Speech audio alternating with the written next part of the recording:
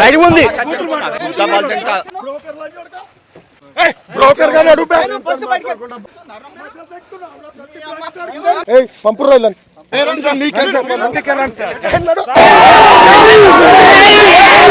మీ friend Girish curry Girish అనే intermediate first year student Narayana junior college Koheda క్యాంపస్లో ఒక 25 రోజుల కిందట చనిపోవడం జరిగింది.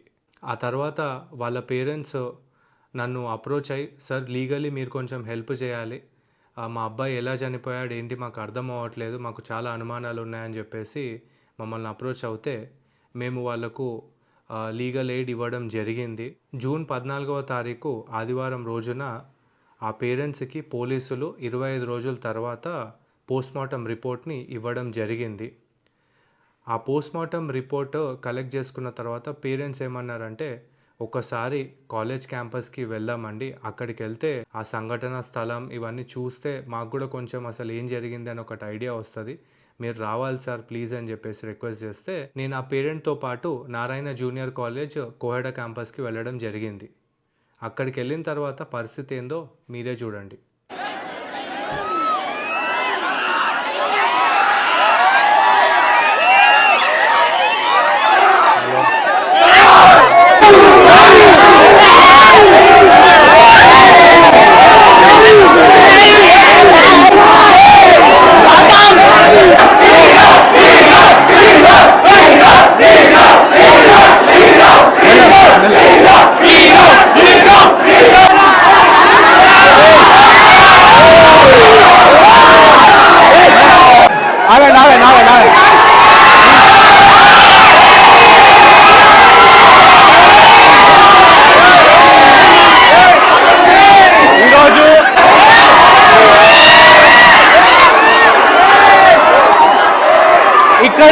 ఇక్కడ మీ ప్రాబ్లమ్స్ ఏందో తెలుసుకోనికి వచ్చినాము.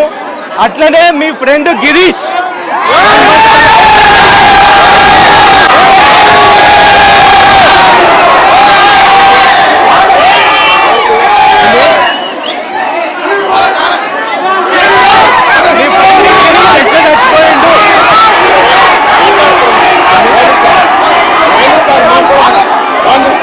మాట్లాడటానికి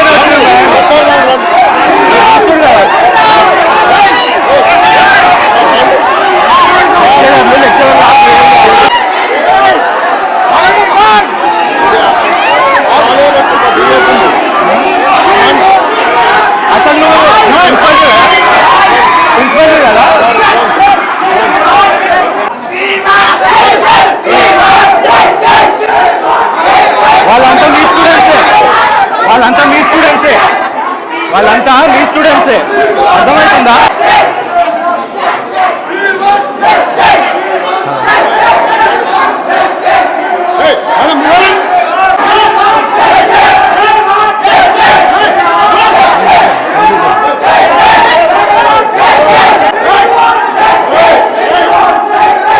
అంటే డెమోక్రసీలో రైట్ లేదంటావా నువ్వు?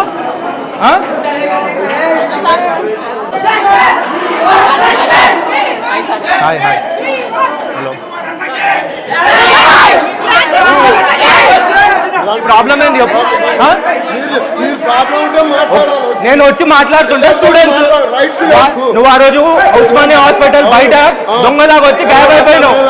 నీ మీద నాకు డౌట్ ఉంది, నువ్వే పిల్లల్ని చంపినవేమోనని.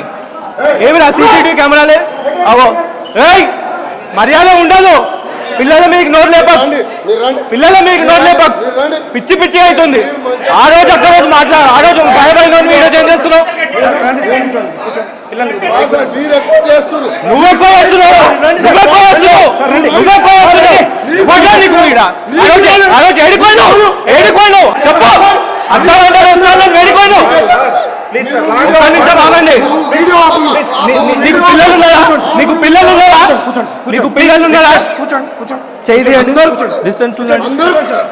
మరి పిల్లల్ని ఎట్లా చంపినావు? ఆ కోట్ల లోపలే. మరి ఎంపీ కనికి వచ్చినావు ఆ రోజు, ఉస్మానియా హాస్పిటల్ బయట మరి డాక్టర్లను మేనేజ్ చేయడానికి వచ్చినావా? నేను మంచిగానే మాట్లాడుతున్నా, పిల్లల్ని భయపడుతున్నావురా? నిన్నే ఏంది ఏంది ఏమనుకుంటావు? ఆ రోజు నంగిలాగా పారిపోయినావు ఇప్పుడు రుమాలు చేస్తుంది. ఏ ట్రాన్స్పోర్ట్ మర్చిపోయి చచ్చిపోయింది చూపి. నిజం లోపలికి కూడా రాదు. పోలీస్ రిపోర్ట్ అన్ని తీసుకున్నా. నువ్వే అక్యూజ్డ్వి. నిన్ను లోపలే ఆయన ఫస్ట్. పిల్లగాడు చచ్చిపోతే ఒక కండోలెన్స్ మీటింగ్ అనే పెట్టినవరా నీ ముఖానికి? పిల్లగాడు చచ్చిపోతే ఒక కండోలెన్స్ మీటింగ్ పెట్టినవా? ఆపరు. ఇగో మీ ఫ్రెండ్ చచ్చిపోయినందుకు కండోలెన్స్ మీటింగ్ మేము మాట్లాడుతున్నాం మేడం.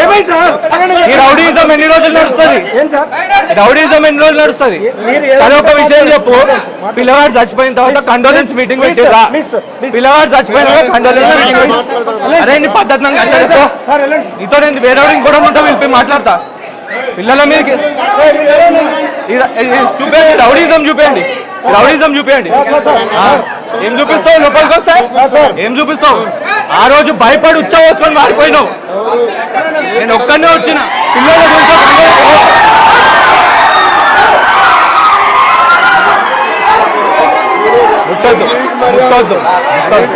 ముట్టొద్దు. నువ్వు అక్యూజ్ లాగా పిల్లల్ని ఎట్లా నొప్పుతున్నావు చూడరా. మీ ఫ్రెండ్ గురించి ఒక కండోలెన్స్ మీటింగ్ ఏమన్నా పెట్టిరా అమ్మ చనిపోయినందుకు? పెట్టలేదు కదా అది.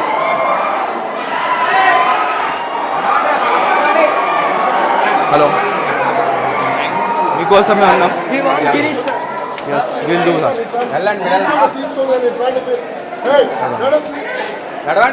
అరే ఆ రోజు పారిపోయినావు, ఈ రోజు వచ్చి రుబాబ్ చేస్తున్నావు. వాళ్ళ పేరెంట్ పక్కనే ఉన్నాడు. నేనేం 100 మందిని వేసుకొని రాలే. తమాషాలు వద్దు. అరే తురేలు కొట్టమంటే నాకు ఇంకా వస్తాయి.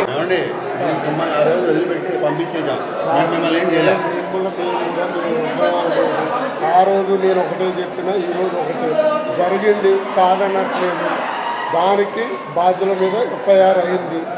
సరే మేనేజ్మెంట్తో వచ్చి మాట్లాడుకోండి. నేను ఏం మాట్లాడతారు మేనేజ్మెంట్? మాకు అబ్బాయి ఎక్కడ చనిపోయిండో సీన్ ఒకటి చూపించండి. అసలు అబ్బాయి ఎట్లా చచ్చిపోయిండో కూడా మాకు తెలియదు. లోపల కాదండి, బయటకు నడవండి. బయట చూపించండి. చూపిస్తా అన్నప్పుడు చూపించండి. అంటే మీరు ప్రిన్సిపల్ కాదా? Second year principal. మరి ఆ రోజు వేరే క్యాంపస్ ప్రిన్సిపల్ అని చెప్పారు. సెకండ్ ఇయర్ పెద్దంబర్పేట మా బ్రాంచ్. మరి ఈడేం చేస్తున్నారు మీరు? అది మా బ్రాంచ్. ఈడేం చేస్తున్నారు మరి మీరు? ఈడ ఏం చేస్తారు? అది లీవ్ లో ఉంటే ఒకసారి లీవ్ లో ఉంటే డ్యూటీ వేశారు.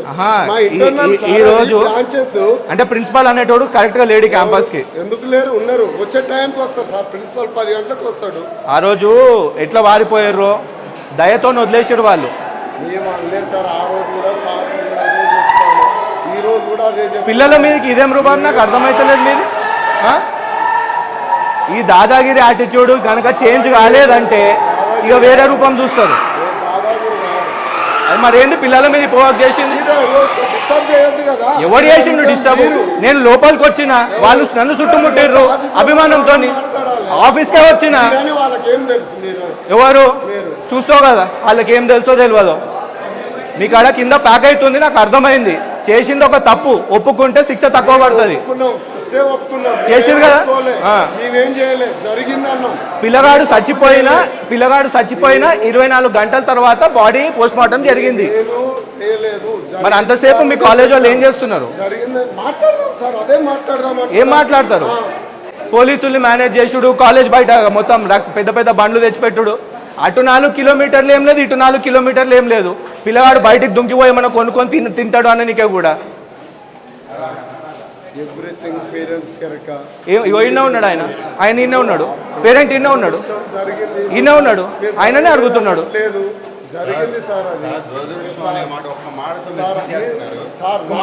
మేము అడిగేది ఇగో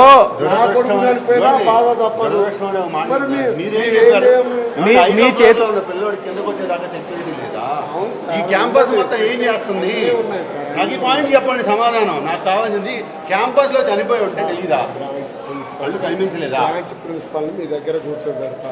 నేను ఆ రోజు ఇదే చెప్తున్నా. మీరు ఎవరు అది కూడా ఇప్పుడు చెప్తలేరు. దేనికి? సెకండ్ ఇయర్ అండి. ఎక్కడుంది అది? ఇలా ఫస్ట్ ఇయర్ సెకండ్ ఇయర్ పక్కన లాస్ట్ ఇయర్. మరి ఆ రోజు అబద్ధం చెప్పి ఎందుకు వాడిపోయారు? చెప్పలే, పక్కా చెప్పారు. వీడియో చూడండి, నేను సెకండ్ ఇయర్ ప్రిన్సిపల్ అనే చెప్పిన. మీరు వీడియో ఉంది, వేరే క్యాంపస్ ప్రిన్సిపల్ అని చెప్పారు. అవును, మరి అది సెకండ్ ఇయర్ వేరే క్యాంపస్ నారాయణ అని చెప్పా మీకు. ఆ రోజు మరి మీకు ఈ క్యాంపస్ లో ఏం పని ఉంటుంది సార్? మా బ్రాంచ్ కదా, మా బ్రాంచే కదా. చూడండి, మీ పిల్లలు అట్లా చనిపోతే మీకు అర్థమవుతుంది బాధ. ఆడ ఉన్నది ఒకటే ట్రాన్స్ఫార్మర్, ఆ గోడ ఎంత హైట్ ఉందండి? ఈడికేం చూస్తే మొత్తం కనిపిస్తుంది కాంపౌండ్. ఏం సెక్యూరిటీ ఉన్నట్టు మీ దగ్గర? మీరే ఛాన్స్ ఇస్తున్నారని చెప్తున్నారు. మీ వాళ్ళు అడిగితే ఏం చెప్తున్నారు? కాలేజ్ కూడా కాదు, ఒక మాట. అదర్ సైడ్ అగ్రికల్చర్ ల్యాండ్స్ ఉన్నాయి చూడండి మీరు ఇప్పుడు. అవును, ఉన్నాయి. చూడండి, వాల్యుయేషన్ లైన్ మేము ఆల్రెడీ క్యాంపస్ స్టార్ట్ అయినప్పుడు ఏఈ వాళ్ళకు అప్లికేషన్ పెడితే వాళ్ళు ఇవ్వలేదు మాకు పర్మిషన్. అడగండి ఎలక్ట్రికల్ డిపార్ట్మెంట్ కాడి పోండి. ఇప్పుడు అది అయిన తర్వాత ఇచ్చిర్రు పైప్ లేదు దానికి. మేము అబద్ధం ఆడుతున్నాం. చూపించండి అంటున్నా. నడవండి నడవండి. నేను కాదు, ప్రిన్సిపల్ వస్తారు. మీరు ప్రిన్సిపల్ అంటారు, చూపిస్తారు. ఇన్సిడెంట్ ఎక్కడ, ఇన్సిడెంట్ ఎక్కడ అయింది అది చూడనికనే వచ్చినాము. మీరు కూడా రండి, మీకు బాధ్యత లేదా చెప్పండి. బాడీ ఇక్కడ ఉందంటండి, ఇక్కడ ఉంది. ఓకే, అది అబ్బాయి చెప్పే కదా. ఆ గోడ ఎక్కాడేమో, ఆ వైర్ తాకింది. ఇక్కడైతే ఎక్కడ లేదు సార్. ఇంత పెద్ద క్యాంపస్, నేను వస్తేనే పిల్లలు అంతమంది వచ్చి నన్ను చుట్టుముట్టారు. మరి మీకు ఇంత పెద్ద క్యాంపస్లో వాళ్ళ మదర్ నైట్ 11:30 వరకు ఇక్కడనే ఉంది. సార్ మేము 11:30 వరకు ఇక్కడే ఉన్నాం. పట్టించుకున్నది ఎవరు? సరిగ్గా చూసింది ఎవరు? చూస్తే ఇక్కడ కనిపించేది మీరు చూడలేదు అనుకుంటున్నారు సార్. మొత్తం వెతికిన తర్వాత కదా మాకు చెప్పాల్సింది మీరు పాయింట్. అయినా ఇప్పటికైనా సేఫ్టీ ప్రికాషన్స్ ఏమున్నాయి చెప్పండి. ఇప్పటికైనా సేఫ్టీ ప్రికాషన్స్ ఏం తీసుకున్నారు చెప్పండి.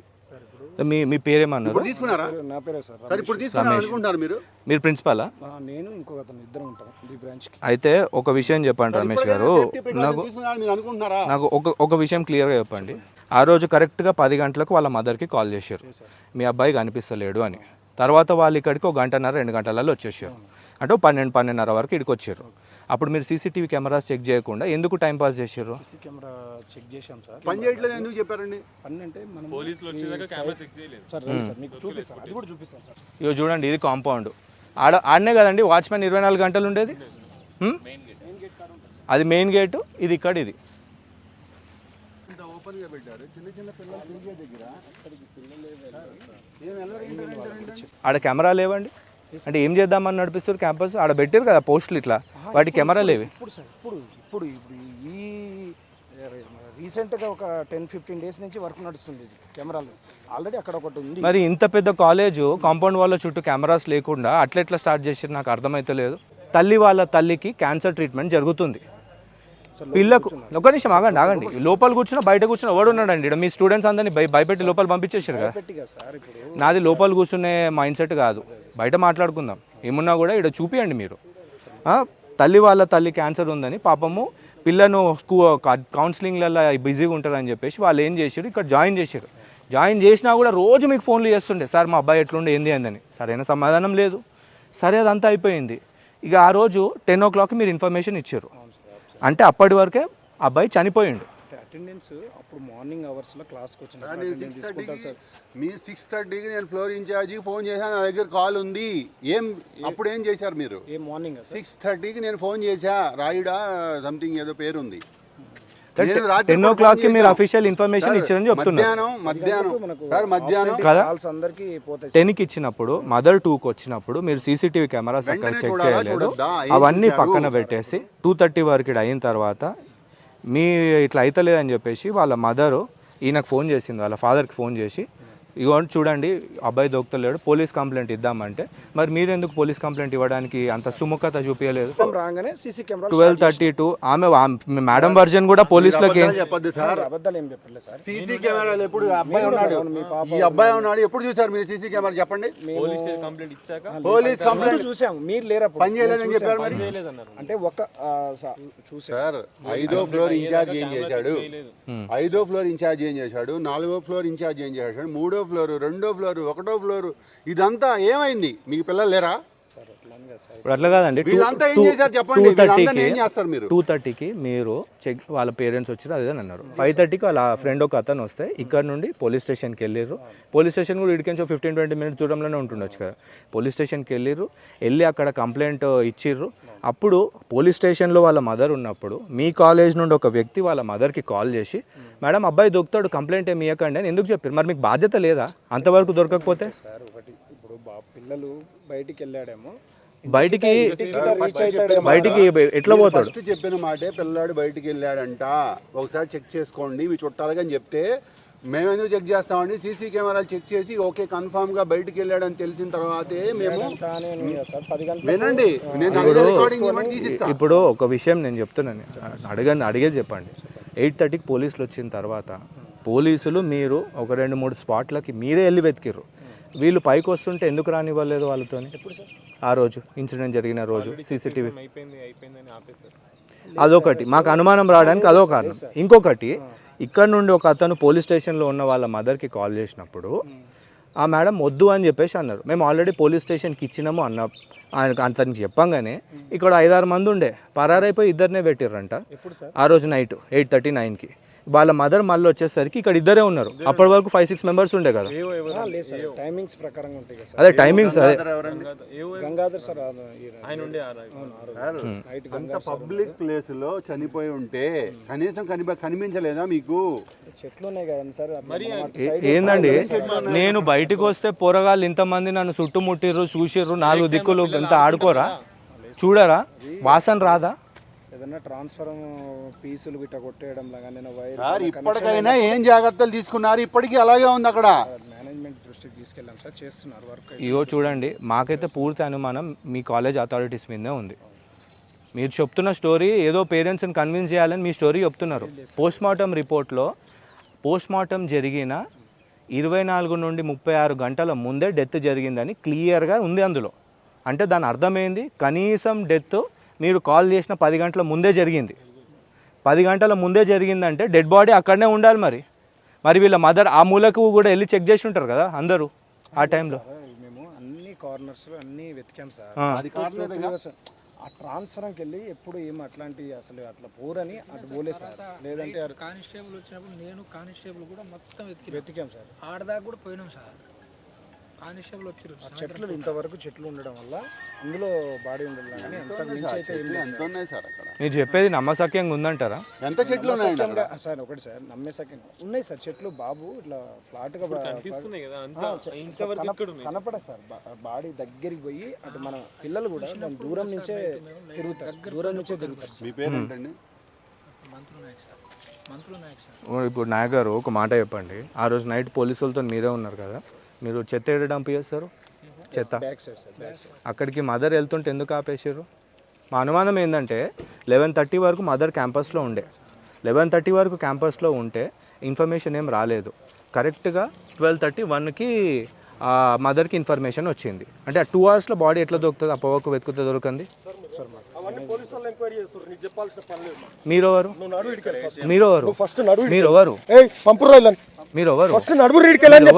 నువ్వెవరు అసలు? నువ్వెవరు? నేను మర్యాద నేను కూడా మర్యాదగా ఎవరు? పిల్లలందరినీ పానిక్ చేస్తావా? ఎవరు? నేను పేరెంట్ తోనే వచ్చినాను. ఓడరా నువ్వు, దూరం ఉండు. మరి వాడు రైతులే కొడుతున్నప్పుడు నేను ఎట్లా మాట్లాడాలి? వాడు మరి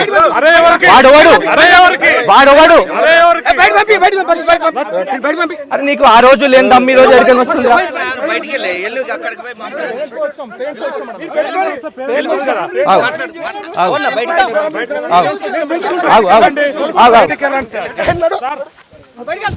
మీరు దూరం పోండి. వడరా నువ్వు, ముట్టుకున్నావు అంటే మర్యాద ఉండదు. అది లైవ్ ఉంది అందే. పేరెంట్ పేరెంట్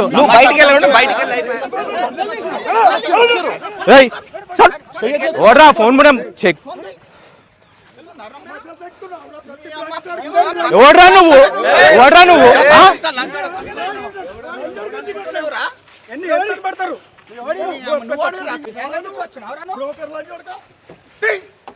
నీ పేరు కూడా అడగలేడు, నీ పేరు కూడా అడగలేడు, నీ పేరు కూడా అడగలేడు.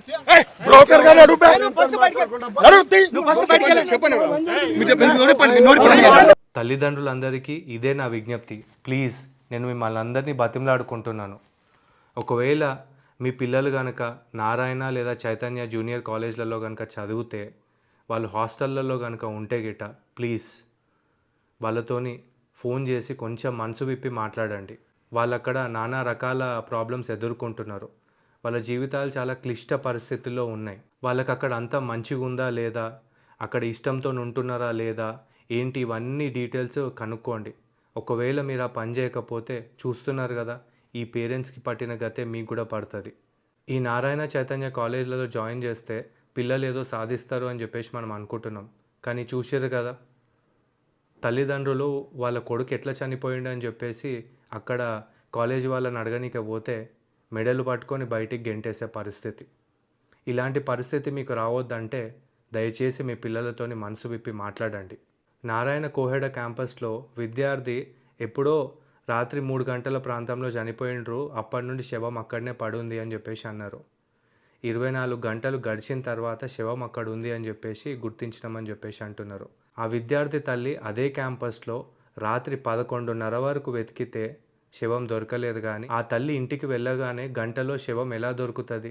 మీ పిల్లల పరిస్థితి ఇలా కాకుండా ఉండాలంటే దయచేసి వాళ్ళతోని మనసు విప్పి మాట్లాడండి. మమ్మల్ని ఎన్నో మాటలు అన్నారు, తోసిర్రు, దాడికి పాల్పడ్డారు, ఇవన్నీ ఎదుర్కొంటాం. మేమెవ్వరికి భయపడం, మీకోసం నిరంతరం పోరాడతాం. బాధ ఎక్కడ అనిపిస్తుంది అంటే, ఒక ఎన్ఐటి గ్రాడ్యుయేట్ని, సుప్రీంకోర్టులో ప్రాక్టీస్ ఉన్నోని, నాలాంటి తోసి ఈ కొడుక ఆ కొడుక అని అడ్డమైన మాటలని దాడికి ఇట్లా పాల్పడితే అసలు వ్యవస్థ ఏడికి పోతుంది అని చాలా బాధ అనిపిస్తుంది. ఇవన్నీ ఎన్నున్నా సరే నేను మీకోసం ఫైట్ చేస్తాను. మీరు అధైర్యపడాల్సిన అవసరం అస్సలు లేదు. నేను ఎవరికి భయపడను. కానీ ప్లీజ్ దయచేసి మీరు మీ పిల్లలతో మాట్లాడండి. వాళ్ళ మంచి చెడు బాగోగు